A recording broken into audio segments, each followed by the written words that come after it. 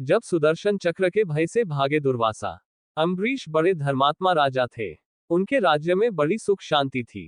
धन, वैभव, राज्य, सुख, अधिकार, लोभ, लालच से दूर निश्चिंत होकर वह अपना अधिकतर समय ईश्वर भक्ति में लगाते थे। अपनी सारी संपदा, राज्य आदि सब कुछ वे भगवान विष्णु की समझते थे। उन्हीं के नाम पर वह सबकी देखभाल करते और स्वयं भगवान के भक्त रूप में सरल जीवन बिताते। दान पुण्य, परोपकार करते हुए उन्हें ऐसा लगता जैसे वह सब कार्य स्वयं भगवान उनके हाथों से संपन्न करा रहे हैं। उन्हें लगता था कि ये भौतिक सुख, साधना सामग्री सब एक दिन नष्ट हो जाएगी, पर भगवान की भक्ति, उन पर विश्वास, उन्हें इस लोक परलोक तथा सर्वत्र उनके साथ रहेगी। अम्बरीश की ऐसी विरक्ति तथा भक्ति से प्रसन्न हो भगवान श्री कृष्ण ने अपना सुदर्शन चक्र उनकी रक्षा के लिए नियुक्त कर दिया था। एक बार की बात है कि अम्बरीश ने 1 वर्ष तक द्वादशी प्रधान व्रत रखने का नियम बनाया। हर द्वादशी को व्रत करते, ब्राह्मणों को भोजन कराते तथा दान करते। उसके पश्चात अन्न जल ग्रहण कर व्रत का पारण करते। एक बार उन्होंने वर्ष की अंतिम द्वादशी को व्रत की समाप्ति पर भगवान विष्णु की पूजा की। महाभिषेक की विधि से सब प्रकार की सामग्री तथा संपत्ति से भगवान का अभिषेक किया तथा ब्राह्मणों, पुरोहितों को भोजन कराया, खूब दान दिया। ब्राह्मण देवों की आज्ञा से जब व्रत की समाप्ति पर पारण करने बैठे ही थे तो अचानक महर्षि दुर्वासा आ पधारे। अम्बरीश ने खड़े होकर आदर से उन्हें बैठाया और भोजन करने के लिए प्रार्थना करने लगे। दुर्वासा ने कहा, भूख तो बड़ी जोर की लगी है राजन, पर थोड़ा रुको, मैं नदी में स्नान करके आ रहा हूं, तब भोजन करूंगा। ऐसा कहकर दुर्वासा वहां से चले गए। वहां स्नान ध्यान में इतना डूबे कि उन्हें याद ही न रहा कि अम्बरीश बिना उनको भोजन कराए अपना व्रत का पारण नहीं करेंगे। बहुत देर होने लगी। द्वादशी समाप्त होने जा रही थी। द्वादशी के रहते पारण न करने से व्रत खंडित होता और उधर दुर्वासा को खिलाए बिना पारण किया नहीं जा सकता था। बड़ी विकट स्थिति थी। अम्बरीश दोनों स्थितियों से परेशान थे। अंत में ब्राह्मणों ने परामर्श दिया कि द्वादशी समाप्त होने में थोड़ा ही समय शेष है। पारण द्वादशी तिथि के अंदर ही होना चाहिए। दुर्वासा अभी नहीं आए, इसीलिए राजन, आप केवल जल पीकर पारण कर लीजिए। जल पीने से भोजन कर लेने का कोई दोष नहीं लगेगा और द्वादशी समाप्त न होने से व्रत खंडित भी नहीं होगा।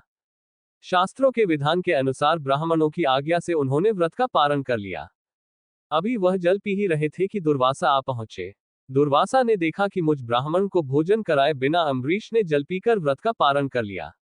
बस फिर क्या था, क्रोध में भरकर शाप देने के लिए हाथ उठाया ही था कि अम्बरीश ने विनयपूर्वक कहा, ऋषिवर, द्वादशी समाप्त होने जा रही थी, आप तब तक आए नहीं। वर्ष भर का व्रत खंडित न हो जाए, इसलिए ब्राह्मणों ने केवल जल ग्रहण कर पारण की आज्ञा दी थी। जल के सिवा मैंने कुछ भी ग्रहण नहीं किया है। पर दुर्वासा क्रोधित हो जाने पर तो किसी की सुनते नहीं थे। अपनी जटा से एक बाल उखाड़कर जमीन पर पटक कर कहा, लो, मुझे भोजन कराए बिना पारण कर लेने का फल भुगतो। इस बाल से पैदा होने वाली कृत्या अम्बरीश को खा जा। बाल के जमीन पर पड़ते ही एक भयंकर आवाज के साथ कृत्या राक्षसी प्रकट होकर अम्बरीश को खाने के लिए दौड़ी।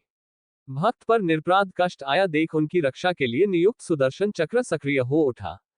चमक कर चक्राकार घूमते हुए कृत्या राक्षसी को मारा, फिर दुर्वासा की ओर बढ़ा। भगवान के सुदर्शन चक्र को अपनी ओर आते देख दुर्वासा घबरा कर भागे, पर चक्र उनके पीछे लग गया। कहां शाप देकर अम्बरीश को मारने चले थे, कहां उनकी अपनी जान पर आ पड़ी। चक्र से बचने के लिए वे भागने लगे। जहां कहीं भी छिपने का प्रयास करते, वहीं चक्र उनका पीछा करता। भागते भागते ब्रह्मलोक में ब्रह्मा के पास पहुंचे और चक्र से रक्षा करने के लिए गुहार लगाई। ब्रह्मा बोले, दुर्वासा, मैं तो सृष्टि को बनाने वाला हूं। किसी की मृत्यु से मेरा कोई संबंध नहीं।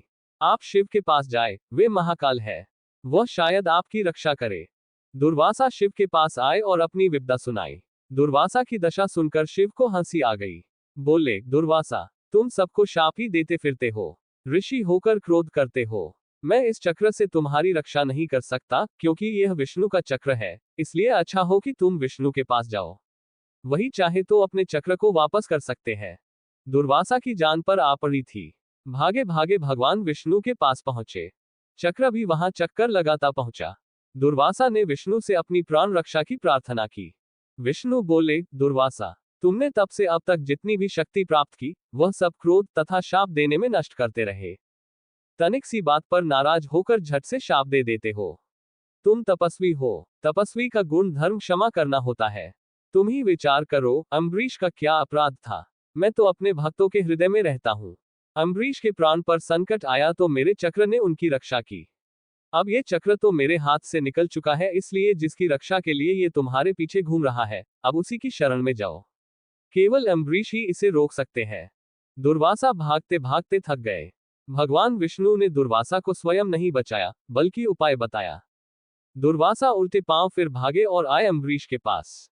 अम्बरीश अभी भी बिना अन्न ग्रहण किए उनकी प्रतीक्षा कर रहे थे।